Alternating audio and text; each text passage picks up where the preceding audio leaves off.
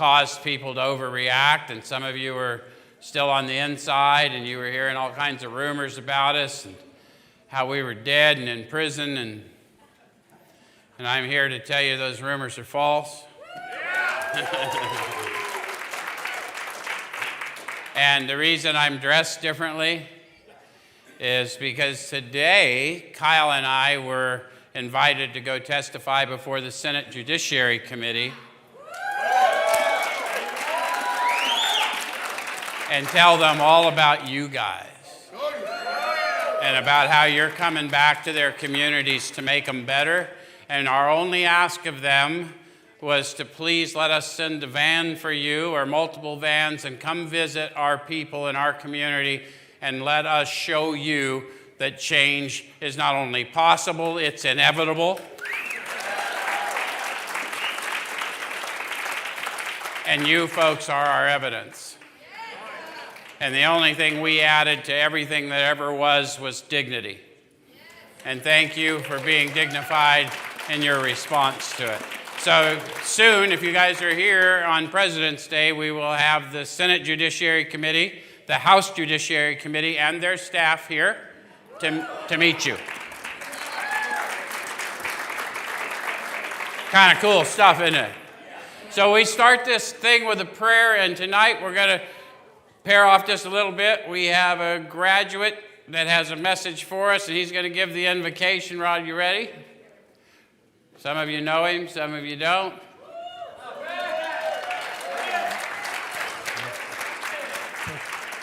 Come up here because you can't get in the camera until you're up here. Is it on? Is it on? A year ago today, well, last week, 2 days ago, I walked into these gates, into these doors to New Freedom. We graduated, and it's been beautiful ever since. When nobody would give me a place, New Freedom gave me a place. So my heart today is filled with gratitude. 1 Thessalonians 5:18 says, "In everything give thanks to the Lord, for this is the will of God for you in Christ Jesus." Lord, Heavenly Father, we just want to thank and praise you for who you are and everything you're doing in our lives. We want to thank you for New Freedom. We want to thank you for Joe McDonald, for our First Lady, Denise McDonald, for opening these doors, for giving us a place to go to when nobody else would. It is because of you and the love that you have for us that we have this place. We want to thank you for it. We want to praise you for it. And we want to ask you to continue to bless this place, continue to bless Joe McDonald and our First Lady Denise with the desire to continue to help those who are locked up. They're the ones who did not forget those who are incarcerated. And we thank you for them. We praise you. And we ask you, Lord, to continue to bring people to this place so that they might be blessed the way I was blessed. In the mighty name of Jesus, amen.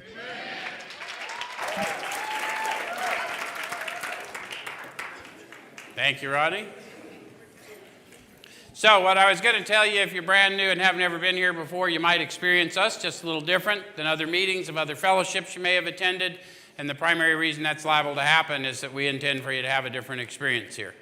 What we do here, we've been doing for a lot of years. We take a look at the suggested instruction for a step or so a week directly out of this book. And we use this book in 12-Step Recovery. Why? Yeah, the process described by the authors of this book has been proven to work for addicts of the hopeless variety, addicts to alcohol and other substances, yes? So what I'm going to do, our 12 steps suggest that we try to carry this message and practice these principles in all our affairs. So I'm going to try to show you how I find my experience in this book and encourage you to have your experience with it, if that makes sense. It may look like or sound like I'm telling you what it says, but that's not what I'm trying to do. What I'm trying to do is show you how to find your own experience in it. Does that make sense? And I may stray because I believe in things. I may come off overly emphatic, and you may be overly judgmental. But if we'll work on it, we're guaranteed a spiritual experience. We will share a spiritual experience in here tonight. Fair enough? How many of you have been here before and witnessed that happens? So those of you joining us online, they raised their hands. The anonymous nature of our fellowships doesn't allow us to show you that. But the reality is they're raising their hands to tell you that we share a spiritual experience, and in 12-step recovery, when we speak of a spiritual experience, we mean a sensory experience. You will feel it. And when you do, I'll know. And I'll call it to your attention, because we would cheat you to talk to you about the power we call God without giving you a demonstration. Fair enough? All right, so we're going to be in step 12 tonight, so we're going to have some highs and lows in all likelihood. And we're going to start on page 89 of our text. And it's a little chapter called Working with Others. You ready? How many of you have been described as having had difficulties working and playing with others? It's a good thing they got a chapter on that here. All right. So they start off with some promises and conditions. Let's see if we can catch up with them. It says, practical experience shows that nothing will so much ensure immunity from drinking as intensive work with other alcoholics. It works when other activities fail. So did you catch some promises in there? Other activities will fail. Oh, what a downer he is. Nonetheless, a promise, though. What about the insurance? Practical experience shows that nothing so much ensures immunity as intensive work with others. By the way, the entire model of this facility is based on this fact. The fact that people with similar experiences can win the confidence of another simply by sharing their experience is not only a theory, it's a proven fact, and that's how we run the whole place. 80% of our people here have lived experience in addiction and incarceration or incarceration. Does that make sense? So, and to Sean's point, other activities will fail. So if you think that you can will your way through it or you can cut short the service aspect, the likelihood is, in their estimation, that's not true. So we like to dispel you of that notion, maybe avert some suffering. Until I started thinking of others, I did not get free. Okay? So this is our 12th suggestion. Carry this message to alcoholics. So what message?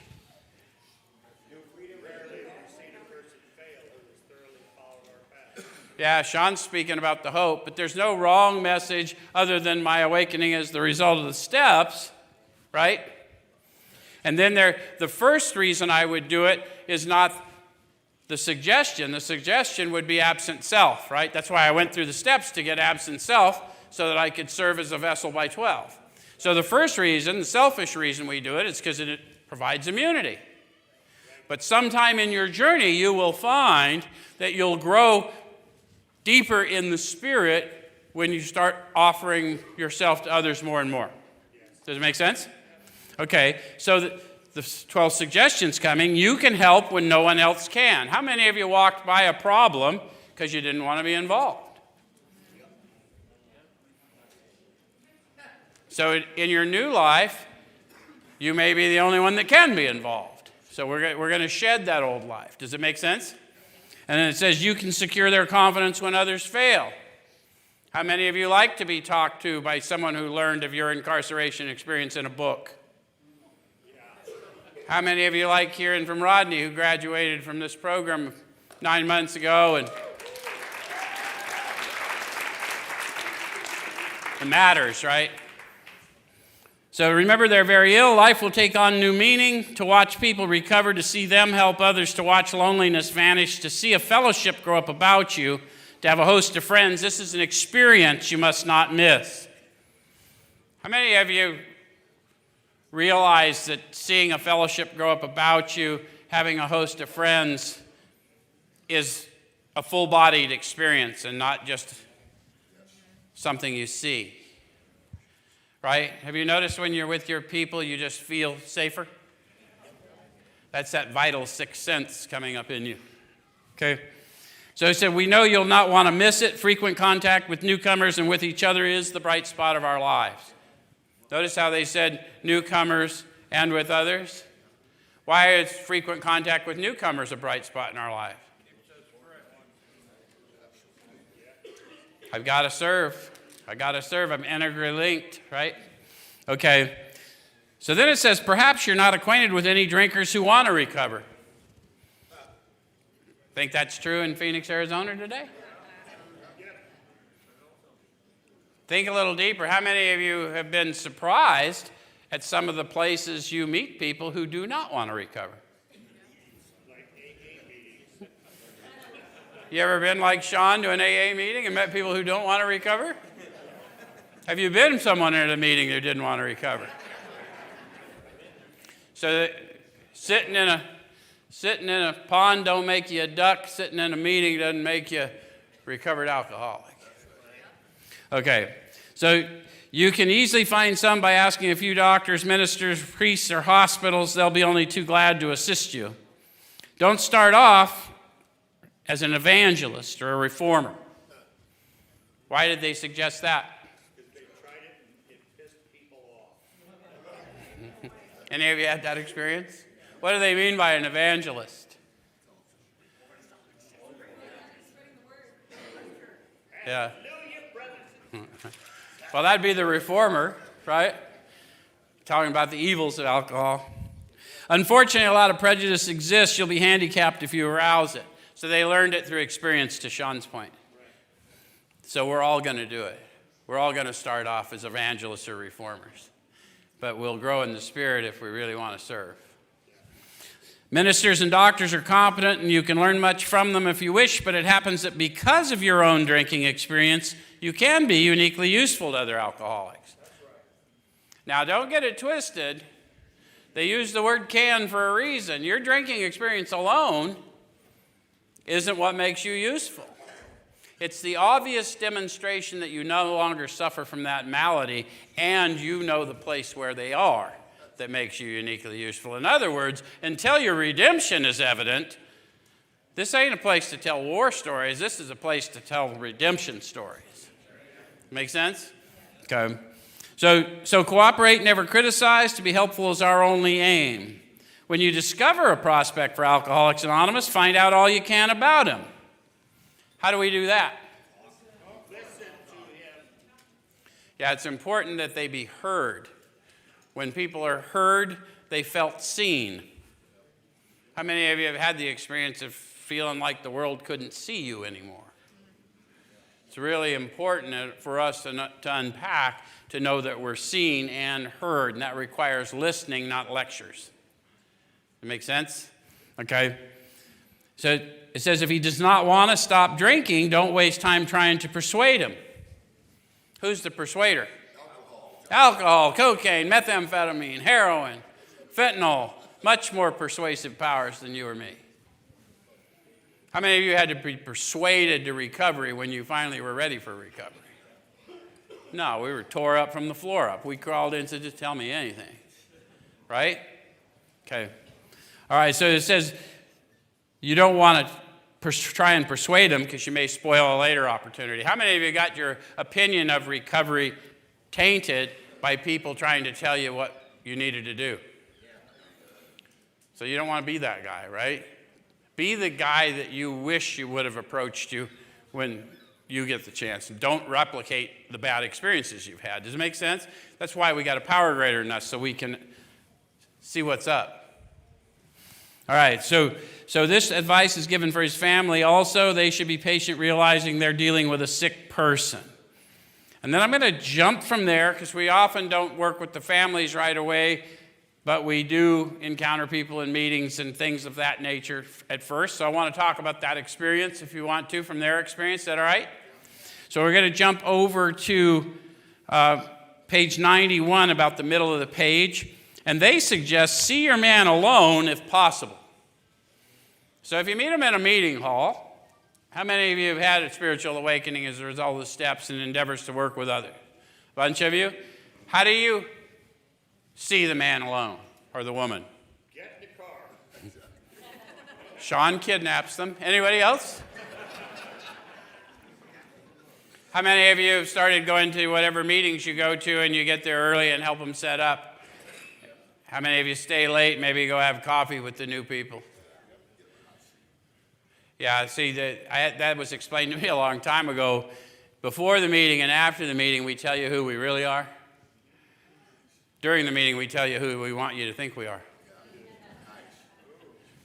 Make sense? Okay. So it says at first engage in general conversation. So what's that look like? There's no wrong answers, just don't assume anything about them. I have not seen you before. You're new to the area? What do they usually hear? Who's been a new guy? Read the first 164 pages. So you'll instantly be set apart, which you're called to be, right? There's no earnestness. The Spirit will lead you to those, and not everyone who's a newcomer needs, it's not just the newcomer that needs help. It may be someone really struggling that's, you know what I mean? So we need to pay attention to what's up and not just, all right. So after a while, turn the talk to some phase of drinking. Tell him enough about your drinking habits, symptoms, and experiences to encourage him to speak of himself. So what are your drinking habits, symptoms, and experiences? Yeah, that's good, Lance. We don't want to talk to them in Alcoholics Anonymous because they know right away, if they've been around before, that that's what we're doing, right? So we want to talk to them about, the experience of losing everything. The experience of, look, I get it, man. I lost everything, still didn't stop me. They had to lock me up or chain me down. That still didn't stop me. So I get where you are, but I will tell you there is an opportunity for you to walk from there to where I stand, because I'll walk with you. I've been there and I know how to get here. Does it make sense? Okay. So then it says, if he wishes to talk, let him do so. How many of you just wanted someone to hear you? So you really didn't want to endure a lecture. You just wanted somebody that wasn't judging you to hear you. Yeah? Okay. Then it says you'll thus get a better idea how you ought to proceed. At some point, we're going to have to start talking about solution if we're dwelling in the problem. Yes? If he's not communicative, give him a sketch of your drinking career up to the time you quit, but say nothing for the moment of how that was accomplished. Why did they suggest that? Did you guys hear Lance? He said he didn't know how, he only knew who. So that's one of the things we often hear people, what'd you do today to stay sober? The true answer is absolutely nothing. I told you I was powerless and won. Make sense? So what we're trying to do is not talk above our pay grade. How many of you really, if you think back to how your sobriety was accomplished, really don't have any idea? I've got no earthly clue. I drank every day no matter what. I only stopped if I was locked up, chained up, some combination thereof, in a coma, did not stop. And then one day, pow! And I walked out of there and that never happened again. So I couldn't tell you nothing about how. I was a dead man. But I was lifted up and I was walked out and I'm serving to this day. And I can tell you, I am not qualified to talk to you about how. But I absolutely boldly declare who. Okay. So, if he is in a serious mood, dwell on the troubles liquor has caused you, being careful not to moralize or lecture. What's that look like? You better stop drinking or you're going to die. How many of you heard that? If you don't stop using drugs, you're going to go to prison.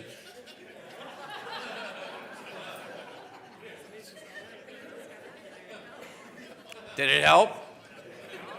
Look at who I'm talking to. So the idea is we're not here to moralize or lecture because it doesn't work, right? They talked about it in the 5, 6, and 7 instruction. They said, we are people as a class who have spent thousands of dollars for informed medical opinions, lied to get those opinions, and then ignored the results of those opinions.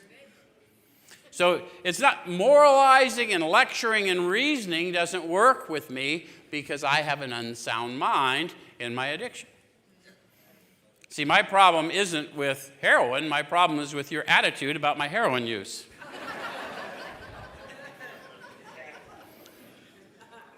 If his mood is light, tell him humorous stories of your escapades. How many of you got funny stories? How many of you can remember coming into recovery and there was nothing funny? So it's our job to read that, because there ain't nothing funny when nothing's funny. And if someone's just cutting up in front of me when nothing's funny, I pretty soon get to thinking you're making fun of me. Yep.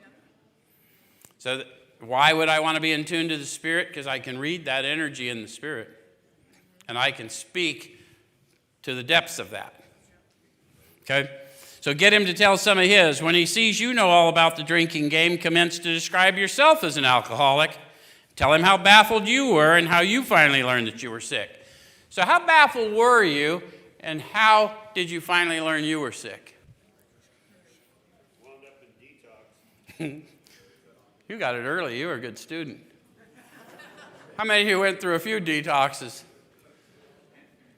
How many of you can't count how many you went through? So it doesn't always happen like it did for Sean. How many of you are still learning that you're sick? How do you still have trouble with the idea that it's... Okay, so we need to speak to that, right? I mean, because some people don't believe they're sick. Most people that come to recovery don't believe they belong here. Most people that go to public detox don't believe they're like the other people they meet there. How many of you got to a public detox?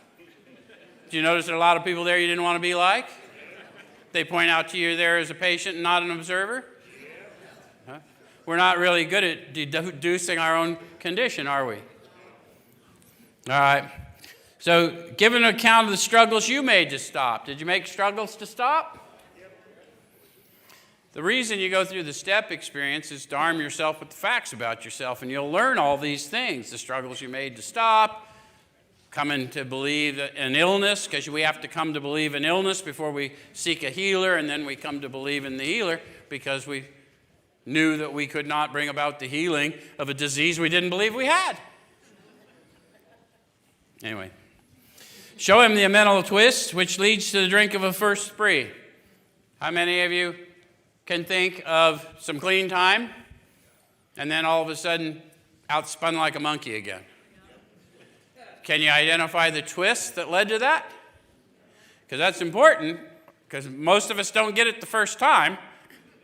So sometimes that's where we're going to relate to them. Okay. So it says, we suggest you do this as we've done it on the chapter on alcoholism. So they're talking about chapter 3. Remember that chapter? They talked about Jim, the car guy. Any of you guys remember Jim, the car guy? Didn't even start drinking until he was in his 30s. But when he did, he was particularly good at it. And he soon ended up running into some AAs, right? But anyway, Jim lost his car dealership because of the drinking he'd been doing. And he had to go to work for the car dealership he had once owned.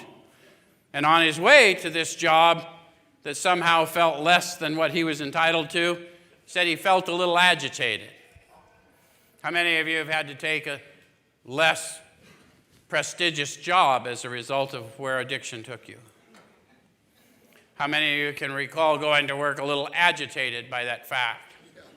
That's what happened to Jim. When he got there, he had a few words with the boss, nothing serious. How many of you have gotten to work a little agitated and had a few words with the boss, nothing serious? So we're still right there with Jim. So although Jim is at the car dealership where people come to buy cars, would we not pay a bill? He's at the car dealership where people come to buy cars. He decides to go out in the woods looking for people to buy cars. Any of you ever sell cars?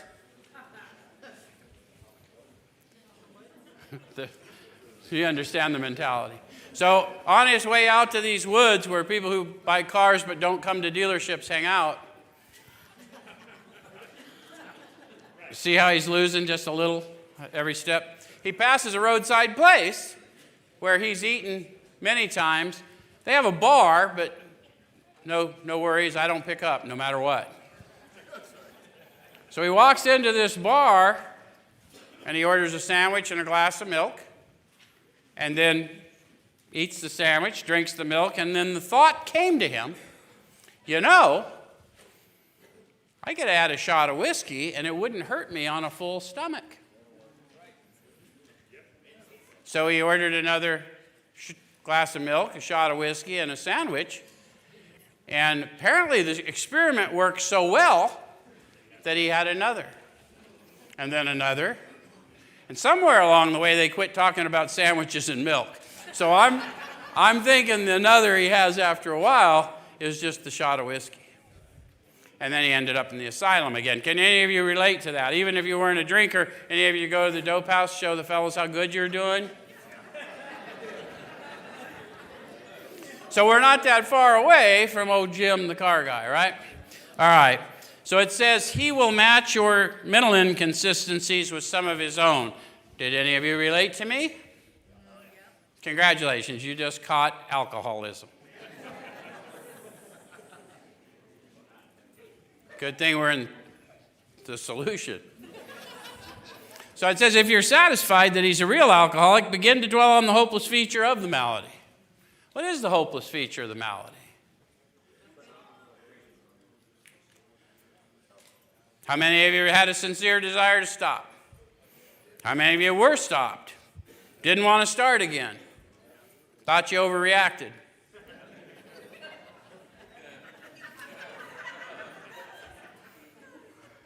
Or any number of twists to that story. The hopeless feature of the malady is even though I know in self-interest it's not safe for me to do it again, in spite of that, I will do it again. And I've proven it through lived experience. Yeah? Okay.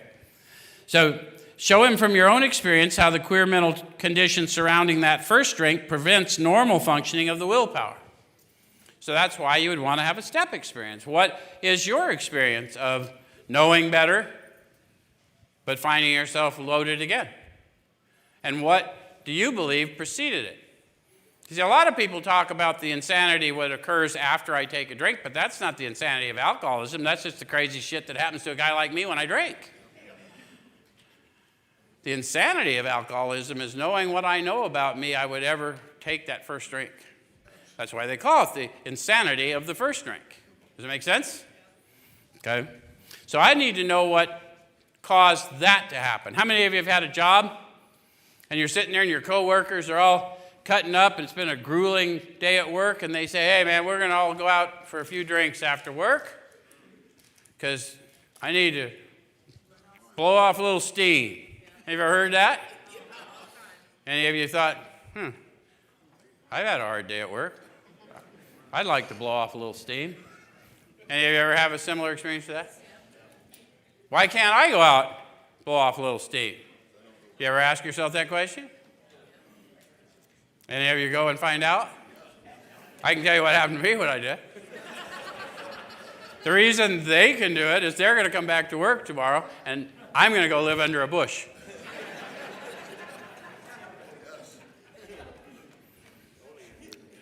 Oleanders are better. Yeah, stay away from thorns. Don't at this stage refer to this book unless he's seen it and wishes to discuss it, and be careful not to brand him an alcoholic. Let him draw his own conclusion. Again, what difference does it make my opinion of their condition? But the authors talk to us about when we become alcoholic, and it isn't, we don't drink our way into alcoholism, we have to be redeemed first. They say when we became alcoholic, crushed by a self-imposed crisis we could not postpone or evade, we had to fearlessly face the proposition that either God's everything or he's nothing. So what they're telling me is until I'm telling a redemption story of a condition I was delivered from, I'm not an alcoholic in any meaningful way. It's not about a present condition. It's about a spiritual malady I've been relieved of. Does it make sense? Otherwise, I'm just talking to them about shit they figure they're going to see me doing in another week. Right?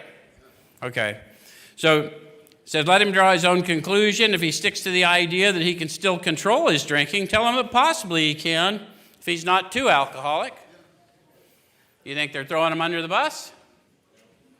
No, they need, just like I need or you need, we need them to convince us because it's their earnestness that's going to allow them to move through the process that levels pride. And until that starts, it ain't going nowhere. And it's incumbent on us to see what we're seeing, not them. They're insane. Right? Okay. So we're not throwing him under the bus, but what I know is the minute I tell an alcoholic that he's not alcoholic enough, he will set out to prove to me I'm wrong.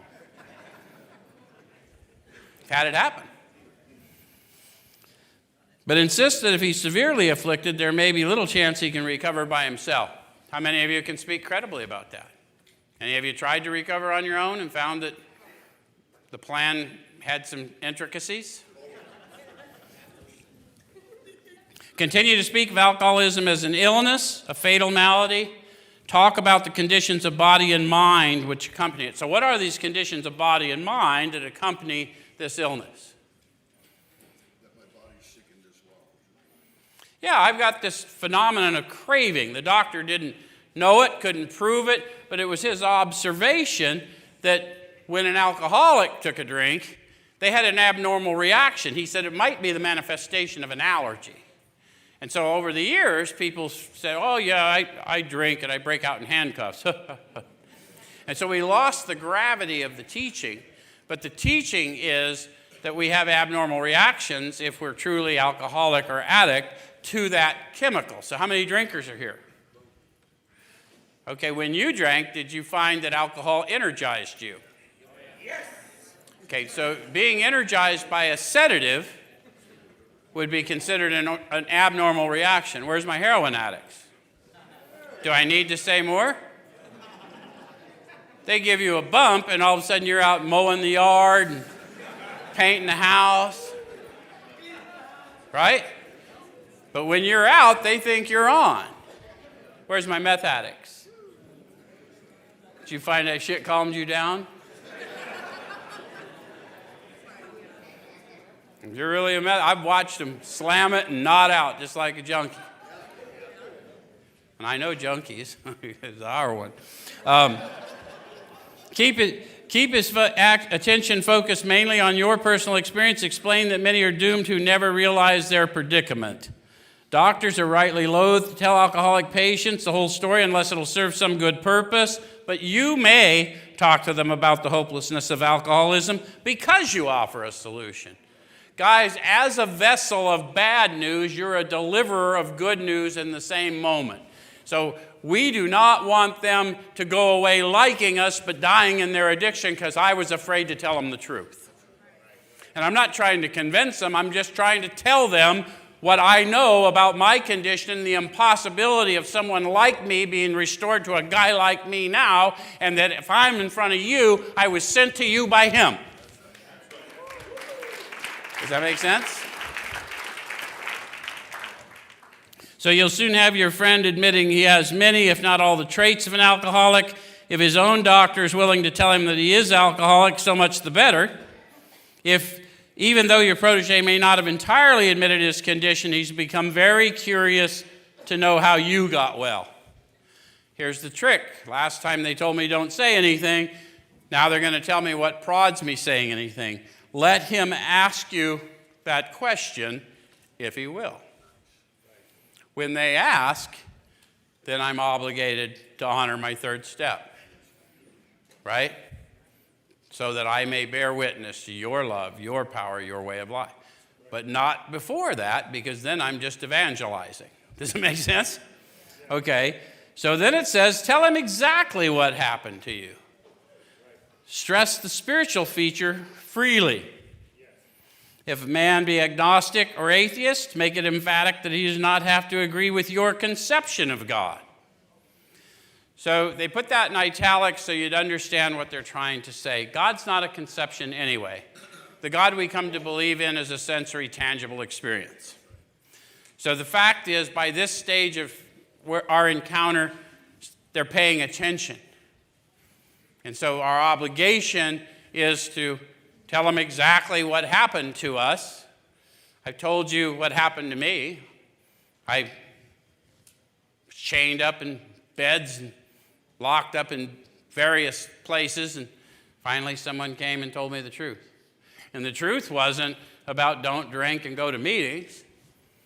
The truth was, if you're in as bad a shape as you look to be, there ain't nothing going to save you but the one who saved me. And if you want to hear about it, I'm happy to tell you more, but I can tell you that Guys like you are already dead.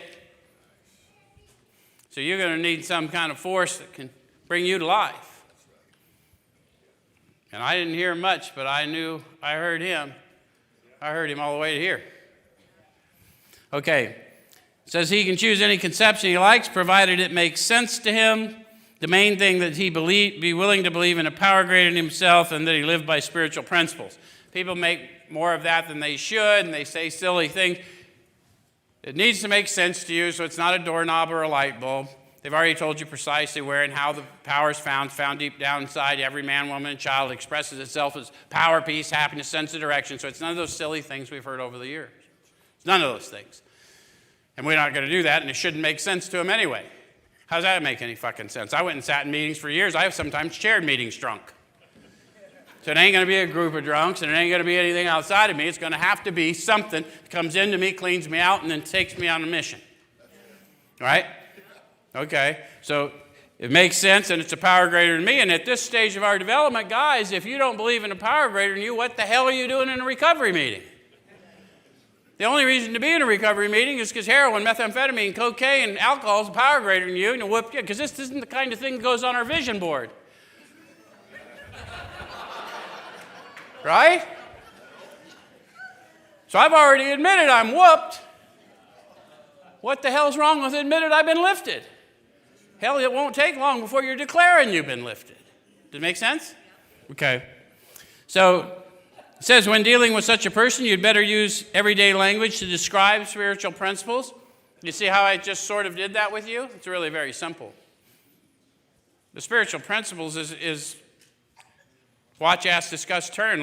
Learn that you're not seeing the world, you're seeing your thoughts about the world. Ask God to remove the thoughts about the world so that you can better see to help your brother, and then turn your thoughts to your brother. And if you'll do those things, you'll gain access to power greater than you. Never been any more complex than that. Okay, so it says there's no use in arousing any prejudice he may have against certain theological terms and conceptions about which he may already be confused. Don't raise such issues no matter what your own convictions are. So I'm not going to preach to them about something that'll scare them, but if they ask me what I believe, I'll tell them. So I'm not dishonoring my belief system. Does it make sense? I'm not here to tell you what you need to do. I'm telling you, the one that redeemed me said you got an invite too. If you want to know more about him, come on. All right. So I'm going to jump over from there, in the interest of time, to page 94. It says, outline the program of action explaining how you made a self-appraisal. Now, I'd be more credible in outlining that program of action and explaining how I made a self-appraisal if, in fact, I had made one. True?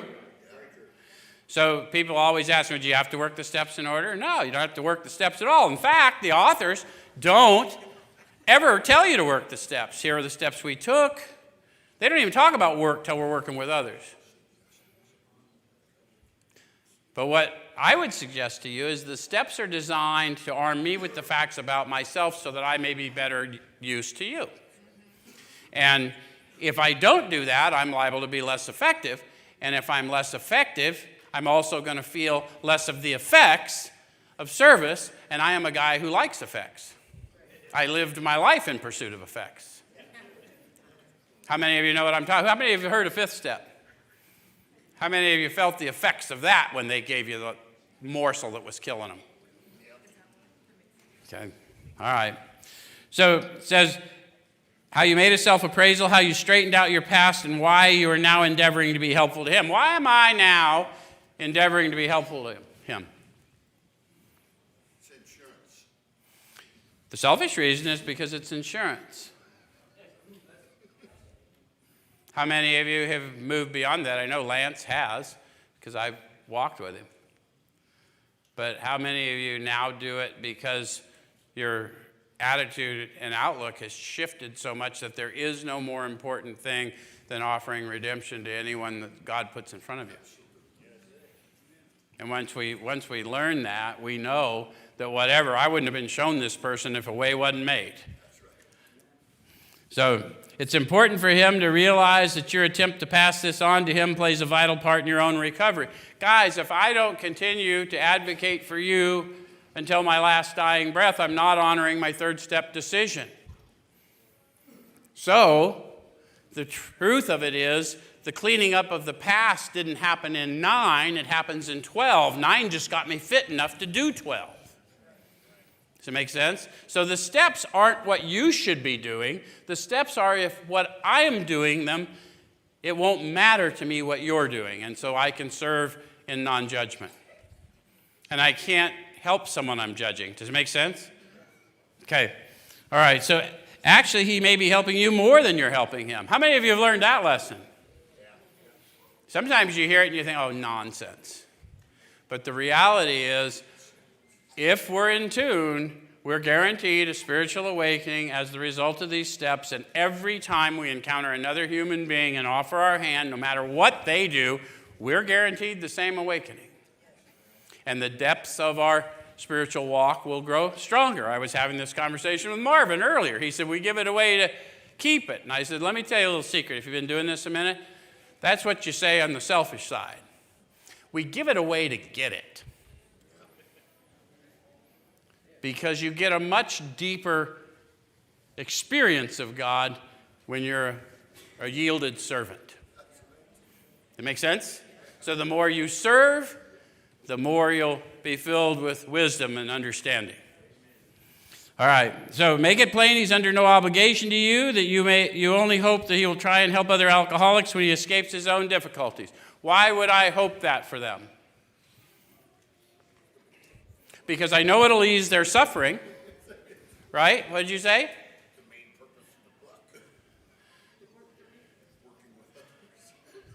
The main purpose of the book is to enable you to find a power greater than yourself to solve your problem, right? To show others precisely how we recovered is the main purpose of the book from the forward. But why would I want to show others? Because that's my freedom, right? That's my purpose. That's my power and my purpose. That's what makes my musty past all clean. I don't know about the rest of you, but I had a past that would have been described as less than clean. But in him, in redeeming others, it's clean. Does it make sense? Suggests how important it is that he placed the welfare of other people ahead of his own.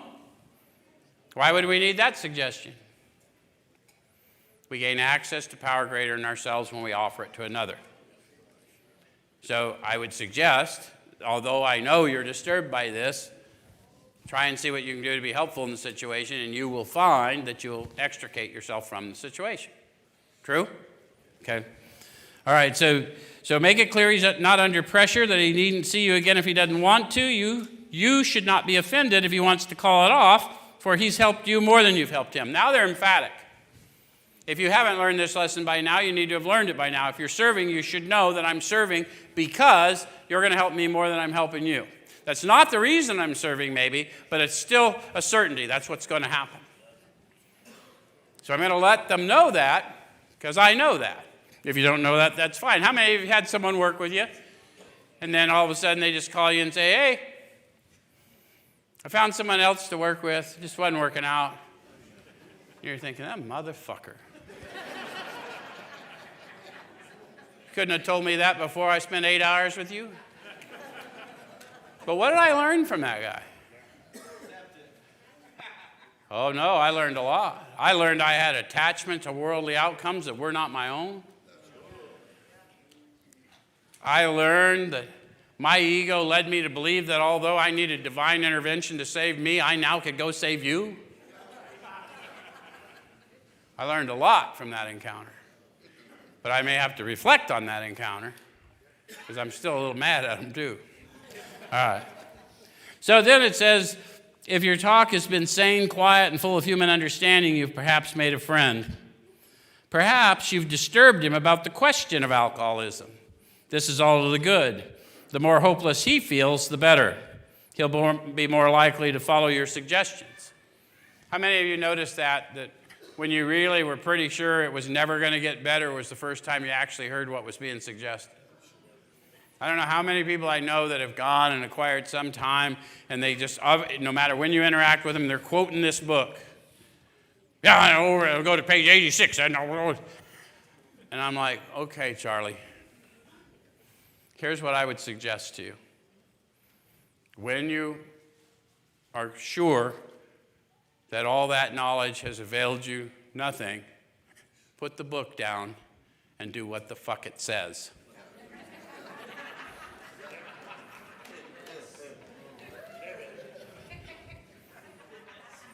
Gonna have to live it. So your candidate may give reasons why he need not follow all the program. How many of you have had one like that? How many of you have been one like that? Most of us have been one, had one. How many of you now know there is no all of the program? It's a manner of living. As long as you're breathing, you're supposed to be using that breath to advocate for your brother or sister. If you're not doing all the program. Make sense? Okay. He may rebel at the thought of a drastic house cleaning, which requires discussion with other people. How many of you rebelled at such a thing? I ain't telling that to anyone. I'll take that to the grave. I said that to the cat that intercepted me. He said, okay, well, get to God or get to God, and turned around and walked. I said, whoa, that was abrupt. Anyway, do not contradict such views. Tell him you once felt as he does, but you doubt whether you had made much progress had you not taken action. Can you say that honestly? Yeah. Had I not somehow been empowered to look within myself, get armed with the facts about myself, humble myself to go make approaches and try and seek power to go make amends, I doubt that I'd have made any progress because my lived experience prior to that proved I didn't. And I started making even greater progress, armed with the facts about myself, bearing witness to others. Yes? And if you don't know that, keep doing it till you go. Remember, we have a chapter, into action, because into thinking doesn't work. We did into thinking in our addiction. I tried to think my way into better acting. I never could do it. So we act our way into better thinking. And at some point, you'll start recognizing the selflessness experience that they describe in the promises. And when that happens, you know that you've been relieved of the bondage of self. Regardless of what beliefs you had coming in, you will come to believe. Right? Okay. All right. So on your first visit, tell him about the Fellowship of Alcoholics Anonymous. If he shows interest, lend him a copy of this book. In those days, they took time to differentiate between the fellowship and the program. The program is in the book. They don't have any need of the program if they're not interested in following through with this manner of living. But you can sit in our fellowships forever and never do any of it. But the program isn't sitting in that chair. I don't know how we got to the point where I'm in the program, and I don't know whether that means I sit in row 3, seat 4, or if they actually know who they are and whose they are. But I will know soon enough when we engage, because we have a signature that comes with us when we know that. Okay? So then it says, well, you know what? I'm going to jump from there, because we'll run out of time if I don't. I'm going to go to page 97. They had gone into some things about helping people with money, helping people with housing, things like this. Back in step 11, the suggestion said it's now time to grow in understanding and effectiveness. And I told you, wait a week, and I'll tell you what they discovered they were growing in understanding of and effectiveness at, and now they're going to tell us. It says, never avoid these responsibilities, but be sure you're doing the right thing if you assume them. How do I be sure I'm doing the right thing when someone asks me for something? Still, I will feel it, and I honestly want to, and I'm willing to make the effort. If I'm not doing it joyfully, I'm doing it for the wrong reason. Does it make sense? And then it says, helping others is the foundation stone of your recovery. So how important is that new one to me? How many of you want a recovery foundation without stone? None of us, right? So that person's life is important because that is going to be the foundation stone in my recovery. There's another book where a guy said, whatever you do for the least of these brothers and sisters of mine, you do unto me. It's not by accident. They studied that book for 4 years before they wrote this one. 3 anyway. A kindly act once in a while isn't enough. You have to act the Good Samaritan every day if need be. Any of you know that story? The least likely person of all the people that passed this guy by was the one that helped. This Samaritan who should not have helped. And what did he do? Picked him up, patched him up, took him to the inn, paid his rent, took ownership of his brother's condition, even though he was the least likely one to do so. It says it may mean the loss of many nights' sleep, great interference with your pleasures, interruptions to your business. It may mean sharing your money and your home, counseling frantic wives and relatives, innumerable trips to police courts, sanitariums, hospitals, jails, and asylums. How many of you made innumerable trips to those things in your addiction? So those are experiences not everyone has. How many of you never saw again the ones that came and visited you at some of the worst of those times? They were paying that unending debt that you have now accrued. Does it make sense? So it's a no-brainer. I'm going to go do these things. Why am I going to go do these things? Because someone nameless did it for me. Your telephone may jangle at any time of the day or night. Your wife may sometimes say she's neglected. Don't have one of those anymore. Because you neglected her.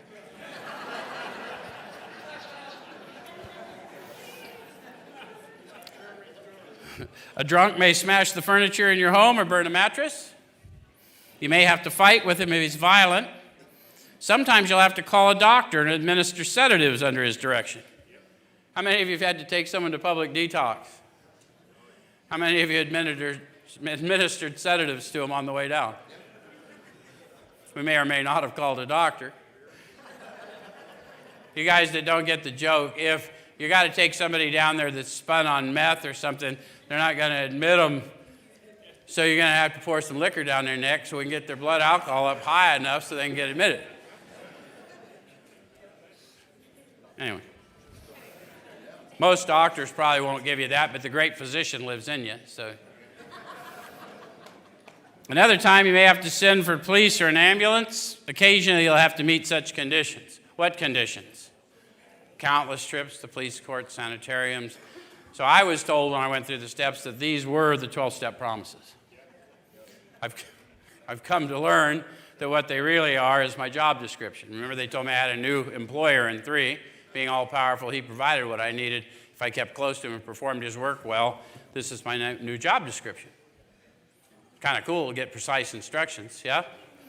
All right, so it says we seldom allow an alcoholic to live in our homes for a long time. It's not good for him and sometimes creates serious complications in the family. I'm going to jump over past that. I warned you that was coming. On page 98, in the middle of the page, it says it's not the matter of giving that's in question, but when and how to give. That's what I'm growing in understanding and effectiveness of. I'm going to give to everyone who asks, but I'm not necessarily going to give what they ask. Does that make sense? Because I'm informed in the Spirit, not the world, if I'm awakened in the Spirit. Does that make sense? Okay? So that's what in 11, why am I in prayer and meditation all day as I go along? Because I need guidance in the Spirit of when and how. How many of you have known to stop and give when no one asked? And the giving wasn't necessarily monetary. It was just showing some respect to someone so forlorn that they just needed to know they were seen, right? Okay. So that often makes the difference between failure and success. The minute we put our work on a service plane, the alcoholic commences to rely upon our assistance rather than upon God. He clamors for this or that, claiming he cannot master alcohol until his material needs are cared for. Is that true? The authors are emphatic. Nonsense. And we always want to check with everybody. How many of you used or drank when you had no money? How many of you used and drank when you had money? So the lack thereof, or plenty, didn't seem to affect that, did it? So it's never about material needs for us addicts, right? Okay. So I'm going to go from there to the next paragraph. It says, burn the idea into the consciousness of every man that he can get well regardless of anyone. The only condition is that he trust in God and clean house. To burn an idea into your consciousness will require power greater than me. I'm not a shy speaker. I'm even considered to be a relatively accomplished speaker in some circles. But no matter what I am as a speaker, that will not burn into your consciousness. But what will burn into your consciousness is the Spirit flowing through me. So informed in the Spirit, when I let you know, as you sit in here, that you can get well regardless of anything, the only requirement is that you trust God, clean house, and help others, which is what we told you in prison if you're one of ours, right? Pretty much. That's what the letter said. What are you doing to help others, right? Show us what you're doing on the yard. We'll tell you what your chances are out here. Okay. All right. Now I'm going to go from there to, because we're going to run out of time, I'm going to go to page 100, because this is a good place to end from. So the first paragraph there says, both you and the new man must walk day by day in the path of spiritual progress. If you persist, remarkable things will happen. A lot of people over the years have read that, and I've heard them translate it, that you've always got to have one in the steps. You always got to have a new guy. And I think those are valuable suggestions, but that's not what they're talking about. Because by this time I am awakened to the new man within me. And I got to walk with that new man within me, because I still think like Joe, but when I'm in contact consciously, I act more like him. So I must walk with him, and if I do, remarkable things will follow. Some of you students of that other book, signs and wonders follow us. Does that make sense? The blind see, the lame walk, the captives are set free every day. Don't believe it? Come hang out here.